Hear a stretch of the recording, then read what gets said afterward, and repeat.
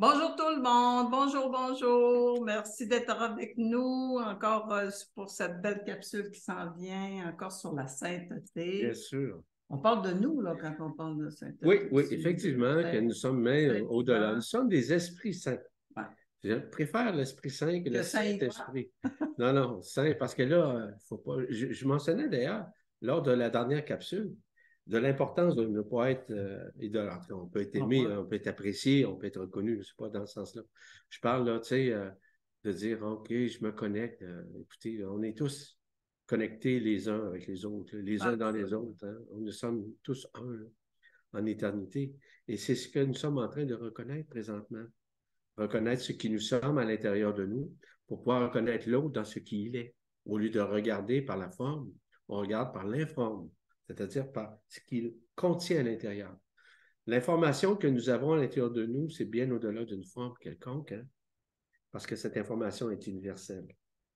Donc, si Marie-Josée, tu pourras nous trouver l'image qui pourra nous donner quand même un avant-goût à quoi nous pouvons ressembler universellement lors de la création. Si tu peux, Marie-Josée. Ça va? Tu me diras. Hein? On Marie-Josée, continue. la Non, mais magicienne. pas de suite, là. La magicienne. Peut-être au cours de cette capsule. OK, Oui, ça va? au Je courant te de la laisse aller. capsule ou la prochaine, parce que je Ou la pensais qu'on prochaine. est parti pour une troisième On capsule pourrait. sur Oui, nous. oui, bien sûr. C'est parce que c'est quand même. Il y a quand même beaucoup de matière. Excellent. Merci tout le monde, merci d'être là. Ah, merci tout le monde Merci d'être de là. nous accompagner. Et puis, et toi, merci, Yvan, aussi. Hein. Je te remercierai jamais, je te remercie jamais assez parce que c'est grâce à toi qu'on se reconnaît. Tu nous aides à nous reconnaître. Ben, pas grâce à toi, grâce à nous, mais je veux dire, tu nous aides à comprendre cette reconnaissance. Et si tu me permets, je réverbère là-dessus. OK? Ça fait écho à moi. Ce qui fait écho, c'est que vous avez l'humilité d'accueillir. Et c'est ça qui est le plus beau. En ayant l'humilité d'accueillir, bien, automatiquement, vous vivez les changements. Et ce n'est pas moi qui fais des changements, c'est le verbe qui me traverse qui permet à vous donner l'essence essentielle, on va dire la fragrance essentielle, pour pouvoir renouer avec ce qui vous êtes. C'est ça l'affaire. La fragrance. La fragrance, on en a c'est-à-dire parlé dans l'autre la capsule. fragrance, la saveur, le lien, la communion que nous avons avec l'intériorité. Mais cette communion que nous avons avec notre propre intériorité, elle se relie également au même titre avec les autres. On est en union, on est en, oui, on peut dire en synergie, je dirais plutôt une symbiose, moi. Cette symbiose où nous nous connectons afin de nous unifier les uns aux autres, les uns avec les uns pour les autres, et les uns, je dirais, moi, intrinsèquement avec les autres, mais dans le sens intrication quantique. Oui. Cette intrication quantique nous permet de nous relier les uns dans les autres. Qui fait qu'on, même si on est loin les uns des autres, on est toujours là. On est toujours là et on le ressent toujours les autres. Oui, tout à fait. Quand il y a plein d'amour. Oui. Ouais. Je voulais te parler, Yvan, aujourd'hui. Oui. On continue. Alors, on était rendu à parler de Padre Pio et puis moi, je te l'ai dit, c'est mon saint chouchou. J'ai vraiment apprécié cet être-là. Alors, je vais parler un petit peu de lui et toi, tu interviens quand tu sens que tu as quelque chose à dire par rapport à lui. Alors, c'est un prêtre italien qui est mort en 1968 et qui fascine toujours aujourd'hui. Il est l'un des saints les plus célèbres du 20e siècle. Alors, il faisait guérison miraculeuse, stigmatisation, clairvoyance, transverbération. Ça, on va en parler un petit peu plus loin de la transverbération, puisque toi, tu en as parlé beaucoup. L'osmogénésie, c'est l'odeur, le parfum, on en a parlé, qui dégage des parfums. Il y a inédit, le pouvoir de vivre de prana, parce que Padre Pio, il pouvait des jours sans manger, il se nourrissait de prana. Incorruptibilité du corps, on va en reparler un petit peu plus loin. Bilocation. Il guérissait même en bilocation. Tu sais, oui. Ce qui veut dire qu'il n'était plus limité par l'espace-temps. En fait, c'était un être multidimensionnel. Tu pourras me confirmer ou pas. Alors, est-ce que tout ça se peut dans la même personne? Absolument. Absolument. Padre Pio, évidemment que c'est un être, premièrement, c'est un saint, oui, on l'a canonisé Oui. Bon. 40 ans après sa mort. C'était correct. Là. OK. Mais c'était pas nécessaire de le canoniser. Il était déjà saint. Évidemment qu'on l'a canonisé avec un icône, malheureusement. C'est ce que je trouve un petit peu cocasse, mais je trouve pas ça nécessairement intelligent. Je ne dis pas que les gens ne sont pas intelligents, mais je veux dire que cet aspect-là était intelligent parce qu'on n'a pas iconisé quelqu'un. Parce que le Padre Pio est vraiment à l'intérieur de toi. Tu le ressens dans ton cœur. Tu le ressens dans la profondeur de ton cœur vibral parce qu'il est présent. Mais il est présent dans tout le monde parce qu'il est venu œuvrer un peu partout. Et les gens avec lesquels il s'est connecté, en communion avec les gens, a permis justement aux gens sûrement d'être guéris sur plusieurs aspects dans leur vie. C'est que lui se donnait vraiment. Il y avait cette intelligence de la lumière de pouvoir se donner. Sauf qu'il était très fragile physiquement. Oui. Il était malade. Pour moi, je l'ai mentionné lors de la dernière capsule. Je trouve pas ça correct. Mais du fait qu'il absorbait tellement de maladies, tellement d'émotions, tellement d'affections, les gens se connectaient à lui, le priaient, le côtoyaient, on va dire, en âme, d'âme à âme, mais lui, il était libéré de son âme au départ. Lui, il était désamisé. En étant désamisé, automatiquement, il était beaucoup plus neutre dans son effet. Parce que, et c'est jamais prétendu, on peut parler, par exemple, comment on appelle ici, le frère André. Frère André, on va en parler. C'est basé sur le même principe. Oui. Basé sur le même principe. Il était malade. Oui. Mais évidemment qu'il a aidé combien de personnes? Puis au Québec, elle était ici en de plus. miracles. Ouais. Les miracles, c'est très simple à comprendre. Les miracles, que ce soit du corps, que ce soit des organes, ou quelles qu'elles soient les choses, il est très important de saisir que tu sors littéralement du temps. On appelle ça de l'homographie. On appelle ça des homochrones. Ça, j'en ai déjà parlé de ça. Oui. L'aspect homochronique, c'est-à-dire qu'il rentre dans le temps, à l'intérieur de son temps, le temps de la personne, il rentre en communion avec cette personne-là, il rentre dans sa mémoire qui est imbriquée nécessairement et cristallisée ou fossilisée au ceinture canal, il est en mesure d'aller chercher la mémoire de la maladie, il est capable de la transcender. C'était exactement de cette façon que Jésus, le Christ, fonctionnait. Donc, il est en mesure de se connecter. Je parlais tout à l'heure en bilocation. Bilocation, ça veut dire qu'il était capable de se délocaliser à plusieurs endroits en même temps, de pouvoir faire nécessairement du travail à distance. Il n'était aucunement limité par le temps. Cependant, il y avait cette capacité de rentrer dans le temps de ces personnes-là pour les aider homochroniquement parlant, c'est-à-dire dans une unité chronique ou chronicité ou d'un temps quelconque, afin d'aider la personne à guérir ou à transcender. Lorsqu'il aidait à transcender, ce n'est pas lui qui transcendait, hein? Ce n'est pas lui, pas du tout. Il y avait le lien qui faisait en sorte d'extirper du canal la maladie afin qu'elle soit absorbée au sein du cœur. Parce que toute maladie, quelle qu'elle soit, n'est pas extérieure. Elle se manifeste dans le corps. Elle est intrinsèquement inscrite à l'intérieur de soi. Et du moment où tu es en mesure justement de t'auto-guérir, parce que bien, ce que les gens ne savent pas, c'est que les gens le font parce qu'ils se basent nécessairement sur une croyance extérieure, sur une vision extérieure, sur une icône extérieure pour aider. Mais en réalité, ce qu'il est allé chercher, c'est la mémoire de cette maladie-là. Il l'a ramené dans son temps, il l'a remis dans son cœur et la personne a pu résorber, transcender, guérir par elle-même. Il a ramené ça au point zéro. C'est exactement ça.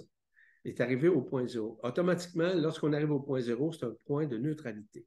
Ce point de neutralité ne peut être d'aucune façon polarisé, d'aucune manière. C'est impossible. Donc, en le ramenant à ce point zéro, parce que tu as exactement le bon terme, bien, automatiquement, la personne peut arriver à guérir, à résorber. Est-ce que tu peux le faire avec les autres? Absolument. Les saints, c'est ça. Ils avaient cette capacité-là. Consciente ou inconsciente, peu importe.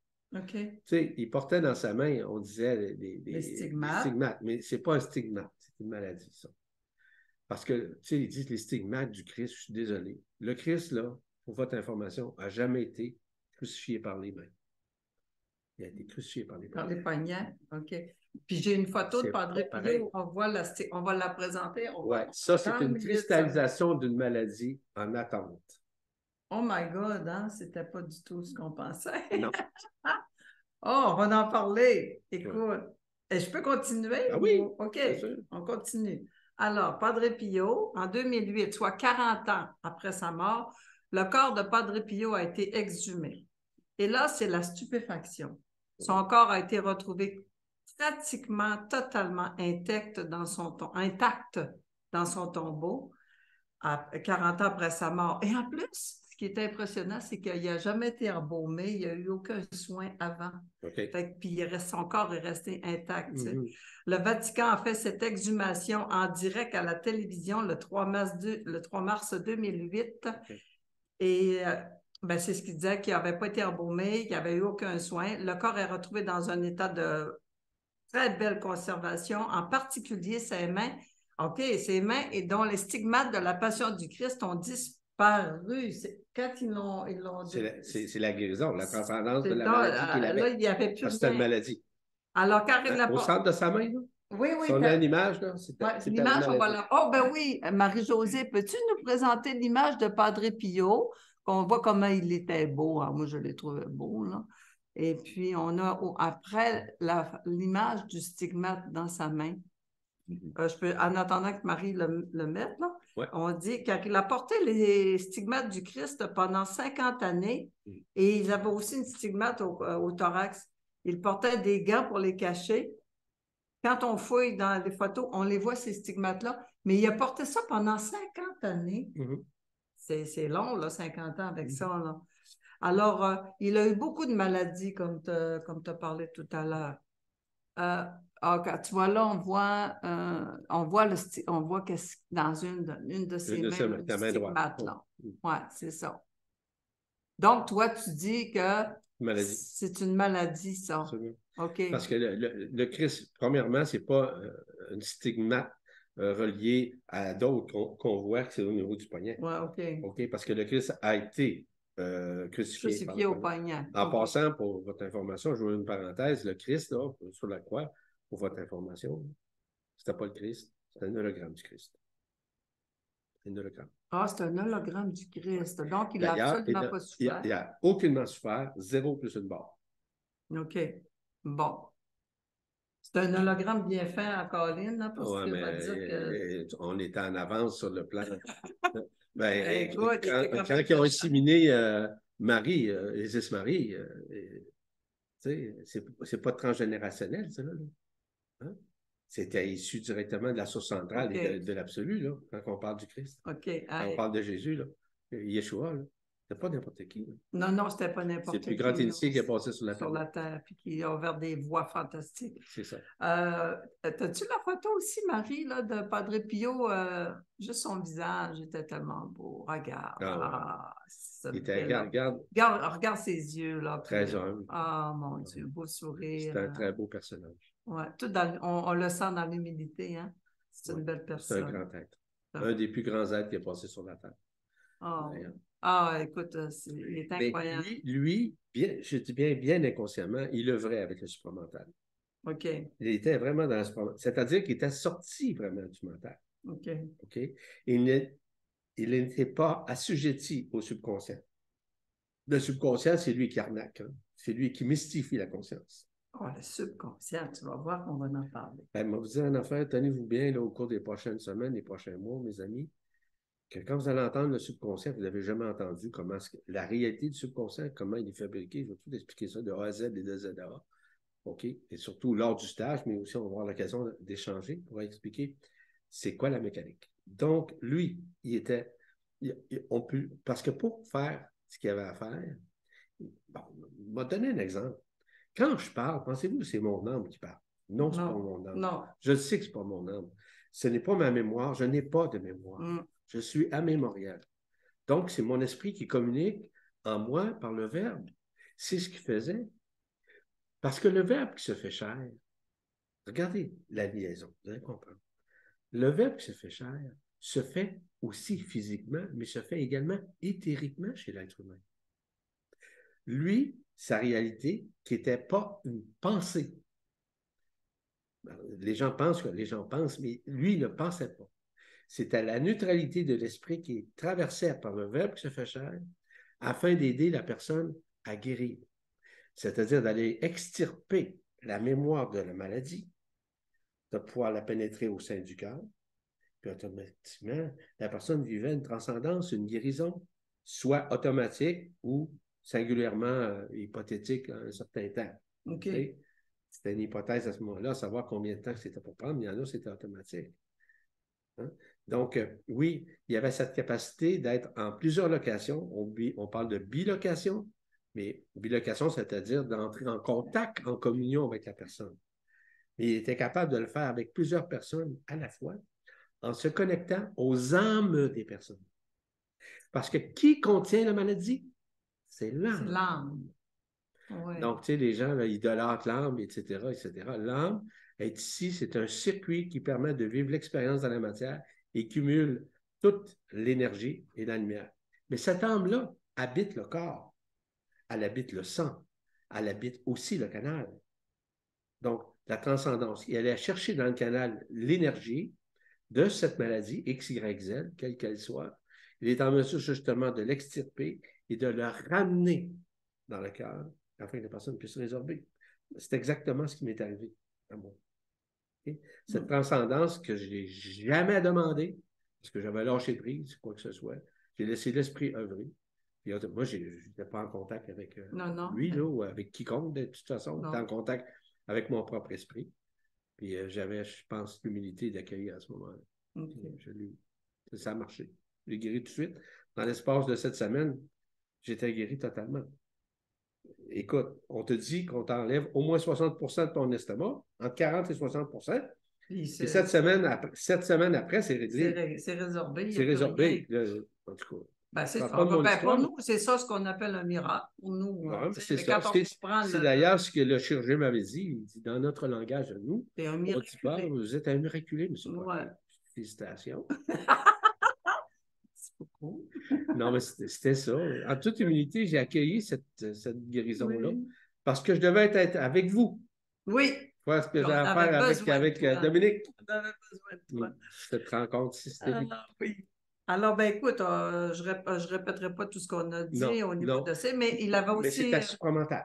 C'est ça qu'il faut se rappeler. C'est ça qu'il faut se souvenir, oui. Il était détaché du mental, il était également détaché de son subconscient. Parce que pour vous communiquer le verbe qui se fait chair, je dois être vraiment, vraiment détaché de mon subconscient. Parce que je peux me connecter aux annales akashiques si je veux. Je peux me connecter à la source si je veux. C'est pas je veux la personne. C'est que ce dont j'ai besoin de répondre, c'est qu'on va me donner l'essence pour pouvoir le faire, pour pouvoir l'expliquer. Okay. Parce que je n'ai pas été préparé avec toi. Comme ça dit, j'ai aucune préparation moi, avec elle. Ah non, ça, j'ai pas. Non, mais pas du tout. Elle me dit, on va parler de la sainteté. C'est parfait. Oui, les saints. Oui. Parler des saints. Puis ça ne va même pas. En tout cas. C'est ça. Ben, c'est ça. Bon, on continue. J'ai dit de qui tu veux qu'on parle? Oui, c'est ça, exactement. Alors, il avait des visions, bien sûr, et il pouvait confesser et passer des fois, il confessait des fois entre 15 et 19 heures de temps. Et dans son confessionnal, et des fois, on dit qu'il perdait patience. Mais c'est sûr, après 19 heures, mais il y en a peut-être qui passaient 2 fois. Mais... Il y en avait tellement lourd sur leurs épaules qu'ils passaient 1 fois. Il y avait besoin de c'est pour ça qu'ils perdaient la patience. Ils disaient, c'est Dieu, lui, toi, là, mais il ne disait pas. Il se mettait un autre foulard. C'était un esprit saint pur, là. Alors, mais ce qui est intéressant avec lui aussi, c'est qu'il a été attaqué pendant plusieurs années par le démon. Écoute. Puis là, il l'appelait, lui, Barbe Bleue. Et Barbe Bleue, le démon, le malin, qui disait aussi, lui apparaissait sur toutes sortes d'apparences. Il y a eu son père spirituel, il y a eu le père provincial, Pidis, son ange gardien. Il est jusqu'à aller à se faire passer pour Saint François ou la Vierge Marie. toujours pour le faire déroger un peu de la mission qu'il avait à faire. Tu sais. Alors, il subissait des assauts sanglants aussi, ou encore il entendait des bruits assourdissants, où ils l'ont retrouvé une fois, il était couvert de crachats. Écoute, c'était phénoménal ce qu'il vivait. Il parvenait à échapper à ses agressions en invoquant le nom de Jésus. Mais moi, ma question, écoute, le malin, est-ce qu'il peut s'attaquer physiquement à un être? Absolument. Il a la capacité. L'anthropomorphisme, par exemple, d'un diable, d'un Satan, etc., peut se manifester physiquement chez quelqu'un et contre quelqu'un. Ça, c'est certain. Il peut apparaître parce qu'ils ont accès à la quatrième dimension, je le rappelle. Ils accèdent. Parce que ces êtres-là, ces êtres malveillants-là, n'ont pas accès à la multidimensionnalité sur les dimensions supérieures. Ils ont accès à la quatrième dimension. Ils peuvent se placer en bilocation pour pouvoir se manifester. Donc, ils peuvent sortir de la quatrième dimension, se manifester physiquement, apparaître. Okay? Il est possible que ce soit un hologramme, c'est une possibilité. Généralement, ils ont la capacité physique de le faire. Je vous donne un exemple. Il y a quelques mois de ça, peut-être une année de ça, j'ai vu un spectacle d'un des chanteurs des années 60 qu'on connaît très, très bien. Vous avez connu l'orchestre Four Seasons. Oui. Bon, Four Seasons, le chanteur principal, là, sans le nommer. Bon, OK, j'entends Frankie Valli, et c'est vrai. Frankie Valli, je l'ai vu en spectacle l'année passée, mais je l'ai vu en spectacle à la télé. OK. Et je vous jure ce que j'ai vu, avec preuve, on pourra le retrouver sur YouTube. Ce que j'ai vu, c'était le diable en personne. C'était le diable en personne. Et si vous pourriez voir cette capsule, ou si tu veux, ce YouTube-là, de sa présence, c'est pas lui qui chantait. Il était littéralement une marionnette habitée par le diable. Tu sais ce que ça veut dire diable? Ça veut dire diviser. Able veut dire capable de diviser. Il le fait. Puis il le fait très bien. Donc, oui, il peut se présenter physiquement. Et je vous le dis, Frankie Valli était vraiment adombré, OK, par Satan, par le diable, le nom que vous voulez. Et ça, si vous voyez l'image, allez voir, c'est clair, net, précis. Et combien d'artistes, Yvan, combien d'artistes? La majorité. Écoute, puis je me souviens, je ne nomme pas laquelle, mais qui avait dit, l'intérieur avait demandé, qu'est-ce que vous regrettez le plus dans... La personne a répondu, c'est d'avoir vendu mon âme au diable. Et vraiment, on pense que les contrats avec le diable, ça n'existe pas. Mais ça existe, c'est des contrats d'âme. Oui, ça existe. Ils ne peuvent plus maintenant. Ouais. Ah, ils ne peuvent plus maintenant. Non, non. Mais du fait qu'ils ont promis, ils sont tellement dans la culpabilité, sont tellement dans la peur qu'ils le manifestent encore. Regarde John Hallyday, c'est ce qui est arrivé. Ils ont posé la question à John Hallyday, est-ce que vous connaissez le diable, Satan? Oui, je lui parle tous les jours. Ça a été enregistré. C'est un exemple. Ouais. Okay. Oui, c'est possible. Ils peuvent se manifester physiquement. Mais je vous le dis, ils se manifestent dans la quatrième dimension. Vous avez la deuxième dimension qui est beaucoup plus sub-éthérisée. Et vous avez la quatrième dimension, lieu où les gens sont là, sont présents. Parce que la quatrième dimension a été appropriée par les archontes. Ils se sont servis de cette dimension-là pour se manifester en parallèle. Est-ce que vous avez déjà vu Star Trek Insurrection? Oui. Bon. Oui. Alors, regardez comment ça se passe, le côté archontique. Hein? On voit, ils sont dans l'invisible. Hein? Oui. Ben, ils se manifestent à partir de la quatrième dimension. C'est ça. Ah, c'est simple, c'est le fait. Ouais. Tu sais, c'est un exemple concret, là, pour avoir une image, mais c'est comme ça. Mais donc, pourquoi ils s'attaquent à des personnes? Tu sais, comme Jésus, dans le fond, Jésus aussi, il a vu le malin, tu sais, quand on dit la tentation. Lui, il a transcendé. Mais pourquoi ces êtres-là, puis regarde, toi puis moi, on n'est pas, on peut pas être, on n'est pas attaqué par le malin. Non. Mais pourquoi ces êtres-là, est-ce que c'est parce qu'ils font un travail spécial? Ouais, c'est que le travail qu'ils font est à l'encontre de tout ce qui est relatif aux règles de conduite, aux lois, de la loi d'action-réaction. Donc, automatiquement, là, ça sublime ça. Là, ils ne sont pas d'accord avec ça. Ouais. OK. En fait, ils veulent maintenir les gens dans l'enfermement. Donc, ils vont tout faire pour essayer de l'arnaquer, pour le sataniser, etc. Okay. Mais l'être qui est pur dans son cœur ne peut pas être atteint d'aucune façon, d'aucune manière. Et de plus en plus, ben, avec tout le phénomène d'éveil, c'est ce qu'on vit de plus en plus dans notre lumière. Ouais. Hey, je te raconte une petite histoire, OK, Ouais, sur Padre j'écoute. Pio. Écoute, Ben oui. c'est trop... Oh, mais notre contrôleur. Hein, Oh, le régisseur officiel. Pas notre Oui, contrôleur, notre régisseur. oui. Il y a le contrôle. Ah oui!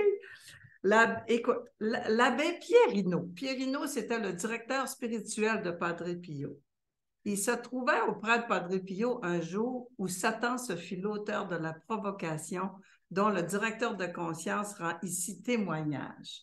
Okay. Donc, l'abbé Pierino était dans l'église et regardait un matin Padre Pio qui confessait. Il dit, je pouvais le voir car le confessionnal avait des rideaux, puis les rideaux étaient comme entrouverts.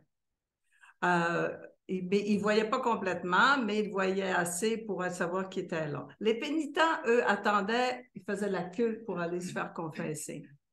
Alors, il dit, je lisais mon bréviaire et à un moment donné, en relevant la tête par intervalle en direction de Padre Pio, tout à coup, un homme de stature imposante et d'aspect séduisant fit son entrée. Il portait une veste foncée et un pantalon rayé. Ses cheveux étaient grisonnants et ses yeux vifs et sombres. Il dit, je voulais continuer à lire mon bréviaire, mais il dit, j'ai comme une voix intérieure qui lui a dit, arrête et observe, regarde.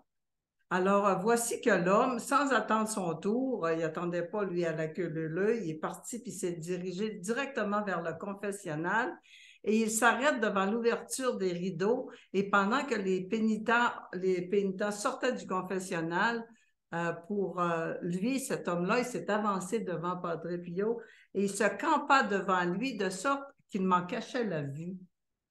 Quelques minutes plus tard, l'abbé Pierino dit, je vis l'homme, à un moment donné, disparaître, jambes ouvertes sous le plancher, tandis qu'à la place où se trouvait il y a un instant Padre Pio, j'aperçus Jésus, beau, jeune et blond, derrière le dossier du banc qui est à l'intérieur du confessionnal, et Jésus regardait l'homme s'enfoncer dans le plancher. Puis je vis Padre Pio qui, venant d'en haut, revint s'asseoir à sa place, tandis que sa personne se fondait en celle de Jésus. Ensuite, je ne vis plus que Padre Pio, assis seul, et lui, dans sa voix grave, il dit, « Alors, mes enfants, voulez-vous vous confesser? » Et aucun des hommes qui attendaient, qui étaient en présence là, avait vu la scène. Et les confessions ont comme repris, comme si de rien n'était. C'est quelque chose. C'est quelque chose. Et ça, c'est des choses qui arrivent souvent pour justement ces esprits saints lorsqu'ils se manifestent. Parce que l'omniprésence du Christ, de Jésus, qui est en fait notre guide, notre premier guide en réalité. Il y a d'autres guides, Bouddha et d'autres. Là, je ne commence pas à nommer tout le monde. Mais c'est le guide principal parce qu'il ne faut jamais oublier une chose, que le Christ, c'est lui qui a ouvert l'anomalie primaire, c'est lui qui a enfoncé l'anomalie primaire pour laisser pénétrer la lumière authentique, pour laisser traverser la... Ça fait pas longtemps de ça. Là. Je voudrais te poser une petite question aussi, juste pour compléter ce que tu as une question. Est-ce qu'aussi Jésus, son travail, moi, ce que j'ai lu à quelque part, qu'il avait ouvert énormément de portails pour laisser passer aussi les encodages, pour que ces encodages-là viennent s'installer en nous? Exactement. Oui, exactement. OK. Parce que lorsqu'on parle de la lumière, on pense que la lumière est blanche, mais la lumière est blanche et translucide, c'est vrai. Oui. Mais la lumière, comme on sait, sa fabrication, c'est hexagonal. Okay? C'est un hexagone. Ce sont des particules adamantines qui sont hexagonales. On parle de milliards à ce moment-là d'hexagones qui sont imbriqués directement dans un faisceau de lumière. Donc, cet aspect-là permet justement de récupérer, non pas la mémoire, mais de libérer la mémoire des couches isolantes, de la peur, etc. Tous ces mécanismes-là qui ramènent toujours l'être humain dans les craintes et encore dans de fabuler, etc. Bon, sans donner tous les détails. Ce qui est important, c'est que lorsque la manifestation du Christ a passé ici, a permis justement ces encodages. Ce sont des codex. On ne parle pas des codex des égrégores. On parle des codex de la lumière authentique. Cette lumière authentique est issue de l'absolu. Elle a été manifestée directement lors de la création sur Alcyone et qu'Alcyone maintenant. C'est pour ça qu'on peut dire qu'à l'intérieur de nous, nous avons également Alcyone. Nous ne sommes pas Alcyone, mais nous sommes le tout. Mais nous sommes le rien aussi. Le rien, c'est l'invisible qu'on ne voit pas. Le rien, c'est notre corps physique. C'est seulement qu'un véhicule. C'est seulement qu'un véhicule, en tout cas, le nom que vous voulez, là. Un avatar. Un avatar, oui, effectivement. Un hologramme en tant que tel. Bon, oui, ces codages-là, il a apporté en même temps dans cette ouverture-là, lorsqu'il a ouvert l'anomalie primaire, écoutez, cette ouverture-là, quand il est arrivé il y a plus de 2000 ans, a permis justement à ce que l'anomalie primaire, qui a été libérée seulement qu'en mai 2018. Hein? Ça fait 5 ans, ça? Ouais. Ça fait pas si longtemps. Hein? Non, que l'anomalie primaire a été... Et que lui est venu il y a 2000 ans. C'est ça, ça a pris toute cette période-là. Ouais. Donc, oui, les encodages, c'est lui qui a permis l'encodage de la lumière authentique de pénétrer les cœurs de chacun. Mais là, l'explosion nécessairement de cette anomalie primaire que nous avions appelée le périsprit, OK, oui. À l'époque des années 70-80, maintenant est disparue, elle n'est plus là. Donc, la pénétration directe des encodages, c'est pour tout le monde, que vous soyez bienveillant ou malveillant, peu importe. Mais il y en a qui ont des couches isolantes pour mettre plus épaisses que d'autres. Ouais. Si on parle à ce moment-là du cas de l'histoire que je viens de raconter, oui. Donc c'est multidimensionnel. Toujours. Écoute, autrement dit, Padre Pio a comme disparu ou oui. Il n'était plus là, il n'était plus... Non, il est disparu. Il a été... En fait, on fait de la téléportation. Puis à ce moment-là, le personnage, c'est la partie intime, un hologramme comme celui du Christ qui peut apparaître à la place. Mais lui, on doit le transporter pour vivre une transcendance, une guérison, pour le protéger. OK.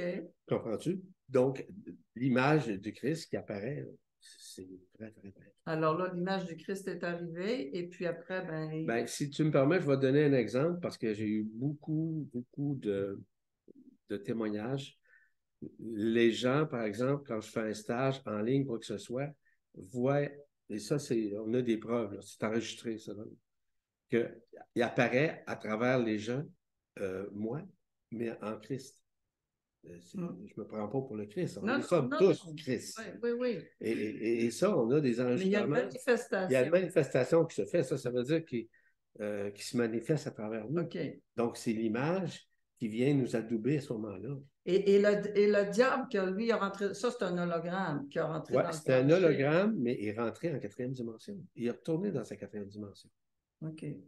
Il l'a rentré. Ah, ben, il l'a rentré, c'est le cas de le dire, là, à ce moment-là. Ils l'ont vraiment rentré. Oui. Yvan, tu crois-tu qu'on a encore fait 30 minutes et plus? Je crois. Je regarde pas l'heure, là, parce qu'on n'a pas d'horaire devant nous. C'est merveilleux. Le temps passe tellement vite. On a tellement de choses à raconter. À raconter. Au moins, on s'est ennuyé un peu. On avait des choses à dire. On avait des choses à dire, mais c'est tellement intéressant parce que c'est des gens qui ont vécu autour, en tout cas pas avant nous, bien sûr, mais sur notre même planète, là, je veux dire, ils ont été présents dans le même siècle aussi, si tu veux. Là, Écoute, un grand être. Oui, Padre Pio, un grand être. Écoute, moi, si tu veux, je vais revenir un petit peu sur son aspect physique. Lorsqu'on a 40 ans après, on l'a vu quasiment presque pas transformé. C'est que son double éthérique est demeuré avec son corps physique. Parce que lorsque la personne meurt, généralement, son double éthérique est transporté et téléporté sur un plan ou sur une dimension, ou même dans le soleil. Donc, tu peux maintenir ce double éthérique au sein du corps. Ça, c'est possible.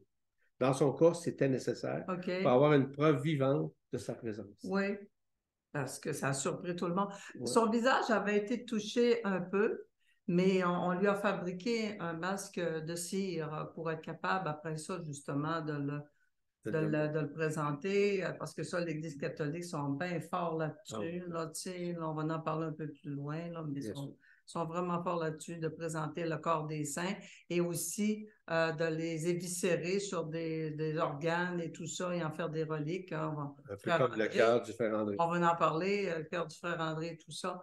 Mais lui, il y avait juste pour dire un peu son visage qui avait été touché. Fait que vraiment, un personnage incroyable. Moi, je suis fascinée par C'est fascinant aussi parce que c'est un être vraiment multidimensionnel. Ah. C'est vraiment ce que j'ai ressenti quand, pas moi les autres, mais lui, je l'ai ressenti pour vraiment. Faire ce que ces gens-là font, là, ces saints ou encore ces grands méta-guérisseurs-là, tu dois être sanctifié pour le faire. Tu dois être libéré avec le supramental. Tu dois être libéré, comme je te dis, tu es au-delà du mental, puis au-delà du subconscient pour œuvrer comme ça. Ouais. Donc, ils accèdent à des dimensions auxquelles le commun des mortels ne peut pas accéder parce qu'il est probablement trop chargé. Trop chargé. Ah, mon Dieu, oui. Hein? Mais c'est ce qu'on est en train de faire. Grâce à tes conseils, grâce à tes enseignements. C'est grâce à votre accueil, surtout. Hein? On avance tout le temps. C'est tout ce qu'on a pour aujourd'hui. On continue encore la sainteté dans notre prochaine capsule. On va être avec Sainte-Thérèse de Lisieux. On va être avec Sainte-Thérèse d'Avila. La petite Thérèse. Oui, la petite Thérèse, absolument. Et on va parler d'Hildegarde von Bingen. De Bingen ou de Bingen. Ben, c'est difficile à dire. Hein? Et après ça, on va parler on va regarder les merveilleuses images que Hildegarde a produites dans les années 1100. C'est incroyable, elle était vraiment... Ah, ouais.